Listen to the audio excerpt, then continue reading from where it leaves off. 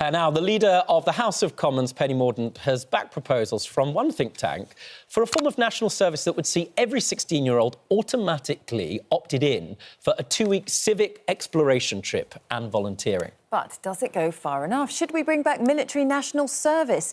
Here's a look back at what it was like for young people when Britain had compulsory national service back in the 1970s. Sitcom Get Some In.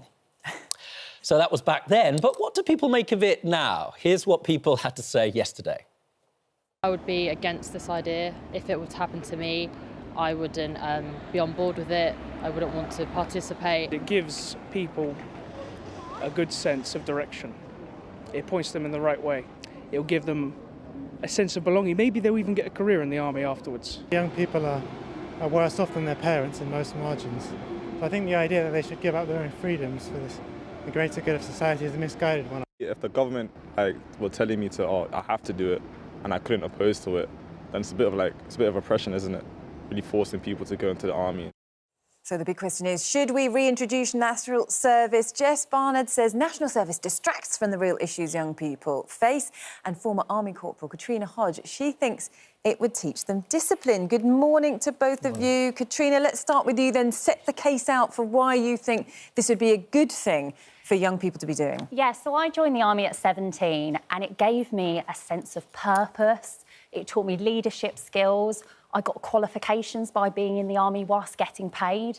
So I genuinely think in a time when we've got a mental health crisis amongst the young, giving them a sense of purpose can't be seen as a bad thing. Yeah. Well, Katrina, I always say this to our veterans, thank you for your service, but you chose to be one of our brave servicemen or women. And do you really think that those conscripted into the army, as opposed to those who choose to go, are going to make up our great professional fighting force? Look, it's not going to be for everyone because not everyone's going to pass the medical assessments, for example. I think it should be a case of opting in rather than opting out. But I definitely think people think of the army and they just think of soldiers on the front line, but they don't necessarily realise that every job that you do out of the army, so being a vet, being a singer, a photographer, you can do within the army. OK, Jess, over to you then. You know, Katrina's set out the case there. She's talked about the fact it gives this sense of purpose, leadership, it gives you the qualifications. You know, isn't this something that perhaps we should consider for teenagers to be able to give them something and also give something back?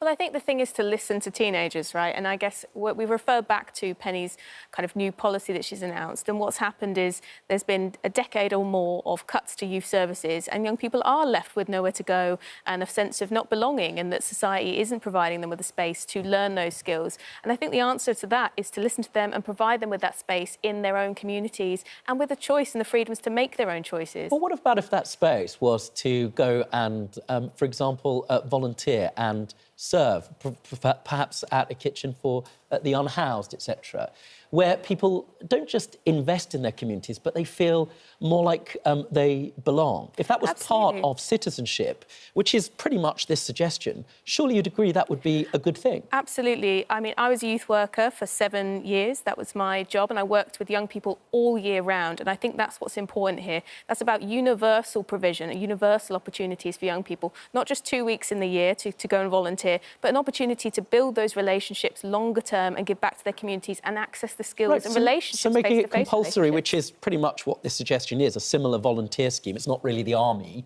that Penny Mordaunt is suggesting, would be a good thing. You pretty much agree with her, don't you? I think making something compulsory takes away the freedom to choose. You know, I think we need to look at young people exactly as we would look at any other age group of people. Young people do already have to compulsory, be in education, training or employment until the age of 18, which I think is a good thing. But those opportunities to access things outside of schooling hours, I think, has to be their choice, and we need to make those options available to them. The trouble is, I mean, Katrina, I suppose there's nothing worse than having people there that don't want to be there. But in a sense, if you do make it optional, then probably the people who would get most out of it wouldn't necessarily be those ones who would put themselves forward to do it, are they? Can I be honest? I joined the army as a dare, believe it or not. Did you? A dare, because somebody told me I was too girly and I wouldn't be able to do it. And at the time, I had no sense of purpose. I didn't know what I wanted to do with my life, and I didn't think I was going to stay in the army. But it opened my eyes to a whole new world. The fact that I could get qualifications, even by just staying in for 3 years, the leadership skills, the confidence it's given me as a person is what I would really promote. And 16, 17-year-olds don't always know what they want to do with life. And some people go to university and they spend thousands of pounds and get in debt doing degrees that they don't know what they want to do. So even if you did this and helped your community for 3 years, I'm not saying send everybody off to war, you know, have this sense of discipline and things.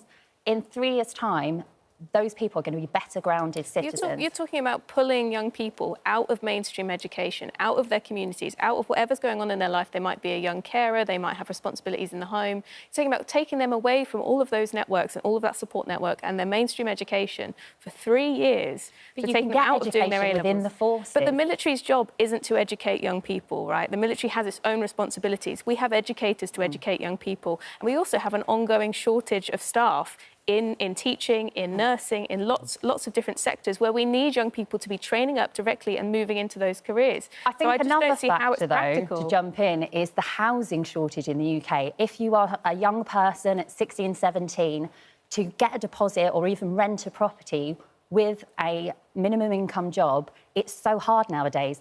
The army gives you somewhere to live.